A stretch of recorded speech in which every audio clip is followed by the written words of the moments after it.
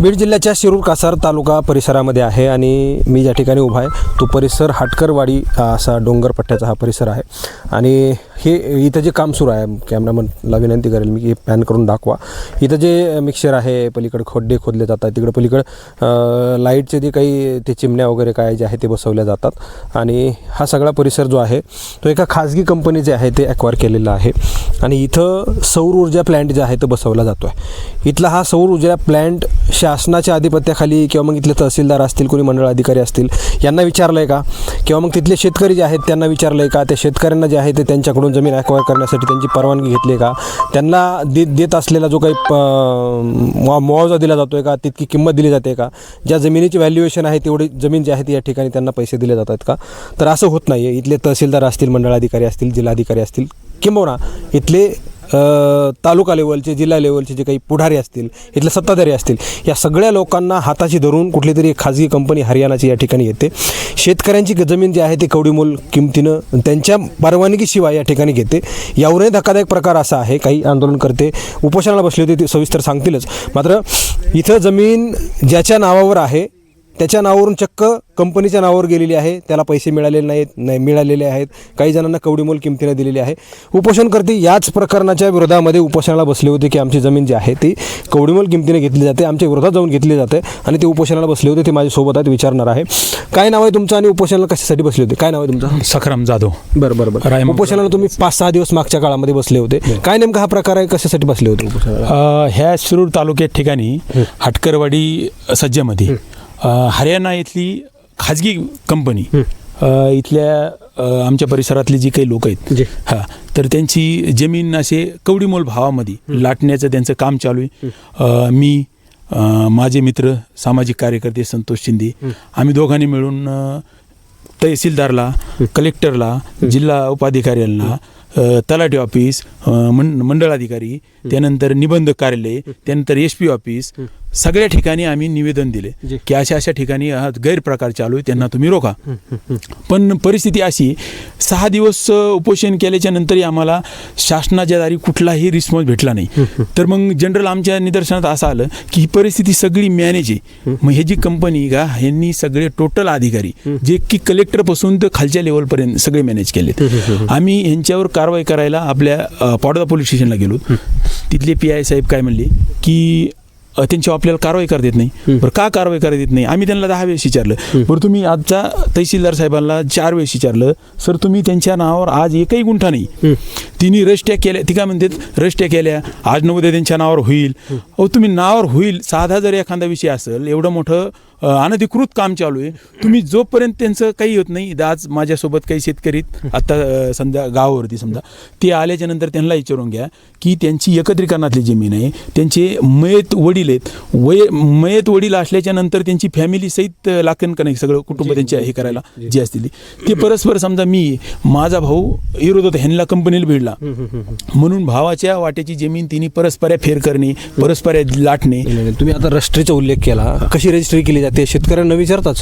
नाही, शेतकरीला काही शेतकरी आहेत ना त्यांच्या ह्यांची, पण त्यांना बी कवडीमोल किंमत दिली जाते. काय आता काय व्हॅल्युएशन आहे जमिनीची शासनाच्या नियमापर्यंत जरी लावलं? आता जे रजिस्ट्री ऑफिसला हा विषय की 8 लाख रुपये गव्हर्नमेंट व्हॅल्युएशन निघतं आणि जी काही आमच्या इथल्या काही बांधवांनी त्यांना जमिनी दिल्या त्याचं त्यांना 3,60,000 रुपये त्यांनी हे दिले.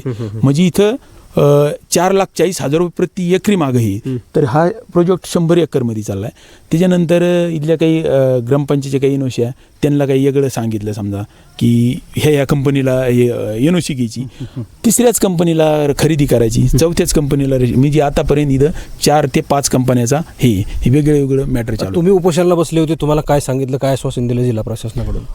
आम्हाला सांगितलं, एक तहसीलदार साहेब आले, त्यांनी सांगितलं की तुम्हाला 8 दिवसात आम्ही ह्याचा सगळा लेखाजोखा देतो. पण आज 15 दिवस होऊन गेले, कुठलंही काही आम्हाला बोलवण्यात आलं की हे असं, ह्याच्यातून माहिती निष्पन्न झालेली आहे, तुमचं उपोषण चुकीचं आहे किंवा मग तुम्ही कारवाई करा असं म्हणणं हे सुद्धा चुकीचं आहे, लिगली प्रोसेस झालेली आहे असं सांगायला तुम्हाला उपोषणानंतर कोणी आलाय? नाही, काहीच नाही. आम्ही आता इथं तुम्हाला सांगतो, हा लाईन आहे, हे 7 किलोमीटर लाईन ओढा लागते. तर तुम्हाला सांगतो गायरान जमिनीमध्ये कुणाला अधिकार नाही. तर त्या गायरान जमिनीमध्ये कमीत कमी 40 ते 45 पोल हिनी लाईन ओढली. मग आम्ही त्यांना निवेदन दिले की बुवा तुम्ही हे जर मोबदला घेतलाय का, तुम्ही परमिशन दिली का, लेखाजोखा कुठेच नाहीये, सगळा अनाधुंदी कारभार आहे आता टोटल. ही कंपनीला जी जागा दिली जाते किंवा मग जमीन दिली जाते, काय नियमावली तुम्हाला माहिती आहे का, कशी ॲक्वायर केली जाते, वहिती जमीन असेल किंवा कोणती जमीन त्यांना विकली जाऊ शकते यासाठी? परिस्थिती अशी सर, हा जे प्लॅनला शासन जे देतं, अथॉराईज देतं, त्याचा नियम असा आहे की ज्या ठिकाणी निकामी जमीन आहे, ज्या ठिकाणी सातबारा पीक पेरा नाही, ज्या ठिकाणी जमीन ही आज तुम्ही पाहताय समजा सर्व ठिकाणी ही पीक पेऱ्यावरची जमीन आहे आणि जिथं पीक पेरा असतो त्या ठिकाणी ह्यांना परमिशन भेटत नाही. पण तरीसुद्धा हे नाही, शासकीय कर्मचारी हाताखाली धरून हा सगळा अनागोदी कारभार चालू आहे. त्यानंतर हे सगळे नियम असतात. दुसरी गोष्ट, जर खोलवर शिरलं तर शासनाचा नियम काय माहिती आहे का, ज्या ठिकाणी आपण बाहेरच्या माणसाला इथं जर जमीन घ्यायची म्हणलं तर ती ऑलरेडी इथला रहिवासी लागतो किंवा इथल्या त्या गटात त्याची जमीन लागती. परिस्थिती आहे आपले शिरूर तालुक्याचे निबंधक, तिने कुठलाही न विचार करता सर्रास त्यांच्या नावाने हे केलं. मग त्यांनी अगोदर साठेखत केलं, साठेखतचं रजिस्ट्री केली. ही कुठल्या आधारी, ही कायदा एक काय सांगतो, तुम्ही रजिस्ट्री केली ना, मग रजिस्ट्री एका माणसाच्या 2-2 रजिस्ट्र्या कशा केल्या, असा अनेक प्रकारचे मग शेतकऱ्यांचा विरोध नाही आहे का ह्याला, कवडी मोल किमतीने जमीन हिसकावून घेतली जाते? नाही, आहे ना काही शेतकऱ्याचा विरोध आहे, काहीचा नाही. ठीक आहे ना, ज्यांचा नसेल त्यांचा भाग सोडा, पण काही जणांचा आहे. आणि आम्ही त्यांच्यासाठी, आमच्याकडे काही लोक आले, आम्ही आपल्या परिसरात राजकीय कार्य करीत असल्याने आमच्याकडे लोक आले की सर असा विषय, म्हणजे ठीक आहे, तुमच्यावर अन्याय होणार नाही, आम्ही त्याची दक्षता घेऊ, आम्ही त्याचा पाठपुरावा करू. मग आमचे जोडीदार संतोष शिंदे आणि आम्ही दोघांनी खूप प्रयत्न केले, कलेक्टरपासून निवेदन दिले सगळ्या गोष्टी, पण कुठंच शासन दरबारी आम्हाला कुठलाही नाही. तुम्हाला लक्षात आलं पाहिजे किंवा मग आलंही असेल की एवढी मोठी जमीन दिवसाढवळे इथं काम सुरू आहे, आपण ज्या ठिकाणी उभा आहोत तिथं अशी जमीन जी आहे ती तुमच्या म्हणण्याप्रमाणे बेकायदेशीर हिसकावून घेतली जाते. यासाठी काही छोटे मोठे गोष्टी कोणी नसू शकतात, केंद्रीय लेवलपर्यंत याचे जे आहे ते हात असू शकतात.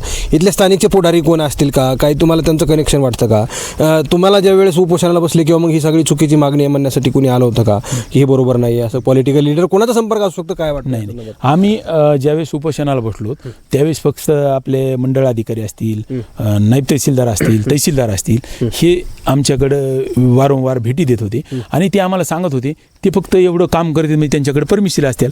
मग आम्ही त्यांना फक्त ही मागणी केली, असून द्या ना त्यांचं लीगल, म्हणजे त्यांच्याकडे काही माहिती नाही, काहीच नाही. मग आम्ही त्यांना म्हणलं ठीक आहे ना, आम्ही माहितीच मागवतो ना, तुम्ही आज समजा एवढा मोठा कारभार चालू आहे, तुम्ही एखादी आम्हाला एनओसी द्या ना. त्यांना आतापर्यंत एखादी तहसीलदारची एनओसी द्या किंवा कलेक्टर साहेबाची एनओसी द्या. मग तुम्ही कुणाच्या आधिपत्याखाली काम चालू आहे? इथल्या प्लॅनवालीला आल्याच्या नंतर त्यांना विचारलं, ती नुसते उडाउडीची उत्तर देतात. आपल्या तहसीलदारकडे गेलं, इथल्या खासगी कंपनी ह्या लोक जे काम करायला त्यांच्याकडे तुम्ही विचारणा केली की तुमच्याकडे काय पुरावे आहेत? पाहिलं ते डायरेक्ट सांगतात की आमच्या वरिष्ठांना विचारा, आणि वरिष्ठाचे नंबर देत नाहीत, बोलत नाहीत, काही नाही. वरिष्ठ हा इथं येतच नाही, पोहोचतच नाही. हे सगळा वरिष्ठ तिथूनच सगळे मॅनेज, वरिष्ठ इथले प्रशासकीय अधिकारी, पॉलिटिकल पुढारी, हे सगळे त्यांचं सगळी मिलीभगत आहे सगळी. 100%, 110% आहे ना. हे मिलीभगत शिव हा आज एवढा प्रोजेक्ट जे चालू आहे ना, फक्त शासनाच्या आशीर्वादाखाली चालू आहे, बाकी काहीच नाही आहे. नाही तर तुम्हाला सांगतो, एका दिवशी इथं एक साधा तहसीलदार आला ना, एका दिवशी सगळं सेल करून हे सगळं मटेरियल जप्त करीन. पण तहसीलदार साहेब जप्त करू शकत नाही, कारण की आम्ही सगळी परिस्थिती पाहिली. मी एवढंच नाही की काही शेतकरी घेऊन आम्ही पोलीस स्टेशनला गेलो, पण तिने सुद्धा आमची तक्रार घेतली नाही. ते म्हणले आपल्याला गुन्हा घेता येत नाही. मग का घेता येत? उद्या निवडणुका आहेत विधान परिषद, विधानसभेच्या, या संदर्भामध्ये काही आवाज उठवणार का? इच्छुक उमेदवार आहेत, लोकप्रतिनिधी, त्यांचं काम आहे शेतकऱ्यांना अन्याय होत असेल तर रोखला पाहिजे, कोणी अन्याय करत असेल तर लोकप्रतिनिधीचं जे आहे ते त्यांचं कर्तव्य आहे, त्यांना मतं मिळवायची असतात किंवा मग त्यांना याच्या पाठीमागे दिलेली असतात. लोकप्रतिनिधी काही कर्तव्य नाही का या संदर्भात? आहे ना, पण काय माहिती का, लोकप्रतिनिधीपर्यंत आम्ही अजून पोहोचलो नाही, वरच्या लेवलला हे केलं नाही. आम्ही रितसर काय आपल्या नियमानुसार उपोषण केलं, निवेदन दिले, पण जोपर्यंत खालच्या लेवलचं पाहिलं आम्हाला काय वाटलं किंवा ह्याच्यात अधिकारी मेने नसतील आणि एक निवेदन दिलं तर उपोषण बसण्याची सुद्धा वेळ येणार नाही असं आम्हाला वाटलं. पण ज्यावेळेस उपोषण बसलो तर उपोषण बसून सुटल्याच्या नंतर त्यांनी काही आश्वासन दिलं, त्या आश्वासनाची कुठली पूर्तता भेटली नाही, काही झालं नाही. म्हणून आम्हाला वाटलं बाबा आता समजा आमची पुढली परिस्थिती अशी की आम्ही आता कोर्टात जाणार आहेत आणि त्यामध्ये सगळे अधिकारी कलेक्टर साहेबापासून तर पार नायब तहसीलदार, मंडळ अधिकारी असतील, सगळ्यांना आम्ही पार्टी बनवणार. हां, तर इथले आक्रमक शेतकरी होते. मला या ठिकाणी आश्चर्य वाटतंय आणि मला वाटतं हे पहिलीच गोष्ट नाही आहे, देशभरामध्ये अशा सगळ्या गोष्टी चालू आहेत.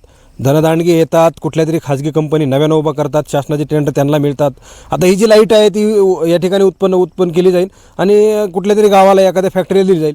ती लोकांच्या उपयोगातच येणार आहे. मात्र कोणाचा तरी जीव घेऊन कोणाचा तरी जीव वाचवायचा अशी सगळी परिस्थिती इथलं प्रशासनानं चालवलेली आहे. इथं जिल्हाधिकारी असतील, तहसीलदार असतील, मंडळाधिकारी असतील, या सगळ्या लोकांना हा प्रकार काय चाललेला आहे इथं माहिती आहे.